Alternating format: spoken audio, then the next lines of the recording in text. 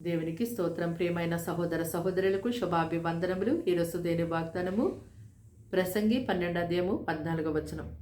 గూఢమైన ప్రతి అంశాన్ని గుచ్చి దేవుడు విమర్శ చేయనప్పుడు ఆయన ప్రతి క్రియను అది మంచిదే గాని చెడ్డదే గాని తీర్పులోనికి తెచ్చును.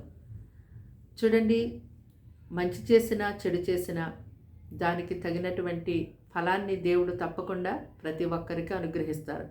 అందుకే ప్రభు అన్నారు కదా, అన్యాయం చేసేవాడిని ఇంకనూ కూడా అన్యాయమే చేయనివ్వండి, అపవిత్రుడిని ఇంకా అపవిత్రుడిగానే ఉండనివ్వండి, పరిశుద్ధుడిని ఇంకా పరిశుద్ధుడిగానే ఉండనివ్వండి, న్యాయం చేయవాడిని నీతిమంతుడిని ఇంకనూ కూడా నీతిమంతుడిగానే ఉండనివ్వండి. ఇదిగో నేను త్వరగా వచ్చుచున్నాను, ఎవరి క్రియలు బట్టి వారికి నేను ప్రతిఫలాన్ని ఇస్తాను, అందరి యొక్క జీతము నా దగ్గర ఉందని ప్రభు ఎంతో గొప్పగా తెలియచేశారు.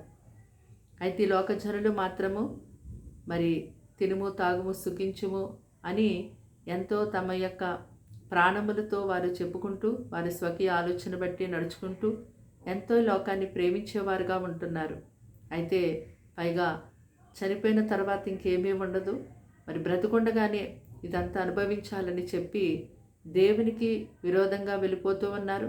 దేవుని యొక్క మాటను ఎంత మాత్రము కూడా లక్ష్య పెట్టకుండా, పట్టించుకోకుండా, వినకుండా, లోబడకుండా ఉంటూ ఉన్నారు. అయితే దేవుడు మాత్రము అనేకమైన అవకాశాలు లోకజనులకు ఇస్తూనే ఉంటున్నారు. దినమెల్లా ఆయన చేతుల చాప ఆయనకు పిలుస్తున్నారు. ఎవరు కూడా నశించిపోకూడదని తన రాజ్య సువార్తను ఎంతో గొప్పగా ఈ దినాన ప్రతి ఒక్కరికి ఆయన అందిస్తూ ఉన్నారు. అయితే ఈ లోకజనులు దేవుని యొక్క మాటలు పట్టించుకోకుండా ఉన్నప్పటికీ ఆయన తన యొక్క పనిని తప్పకుండా చేసి ముగిస్తారు. అయితే ఏ ఒక్కరు కూడా నశించిపోవడము ఆయన చిత్తము కాదు కాబట్టి అనిత్య శిక్ష నుంచి తప్పించడానికి ఆయన ప్రయత్నం చేస్తున్నారు. కాబట్టి ఆయన ప్రజలైనటువంటి వారందరూ కూడా ఆయన కార్యము కొరకు ఈ లోకములో దేవుని యొక్క రాజ్య సువార్త ప్రకటించబడులాగున, ప్రతి ఒక్కరు రక్షించబడులాగున, నశించిపోతున్న ఆత్మల కొరకు ఎంతో భారం కలిగి ప్రార్థించేవారుగా ఉండాలి. మరి నీతిమంతులైనటువంటి వారు నిత్య జీవమునకు వెళ్ళుటకు మరి సిద్ధపాటు కలిగి ఉండేవారుగా ఉండాలి. ప్రార్థన. దేవానికి వందనములు, స్తోత్రాలు, స్తుతులు తండ్రి. ఈ మాటలు వింటున్నాను బిడ్డల్ని ఈ రక్తంతో కడిగి ముట్టి పరిశుద్ధపరిచి పవిత్రపరచండి. వారికి వారింటి వారికి రక్షణ ఇవ్వండి. ఈ గొప్ప మేలుతో నింపండి. ఇదిగో ప్రభా నాయన, వారి ఇంకనైనా ప్రభు ఇకనైనా నీ తట్టు తిరిగి వారి సరి చేసుకోవడానికి సహాయం చేయండి.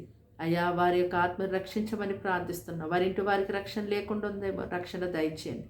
ఇదిగో తండ్రి, దినమంతా నీ సహాయం నీ సన్ని తోడుగుంచండి. అపాయములు కీడుల్ని తప్పించండి. దుష్ట వ్యాధుల నుంచి విడిపించండి. సాతాను దాడుల నుంచి తప్పించండి. అయ్యా, చిన్నవారి మొదలు పెద్దవారి వరకు వారి తోడయుండి కాచి కాపాడండి ప్రభా. మీరే తండ్రి గొప్ప మేలుతో వారిని నింపి ఆశీర్వదించి దీవించి కాపాడమని యేసు నామమున వేడుకుంటున్నాం తండ్రి. ఆమేన్.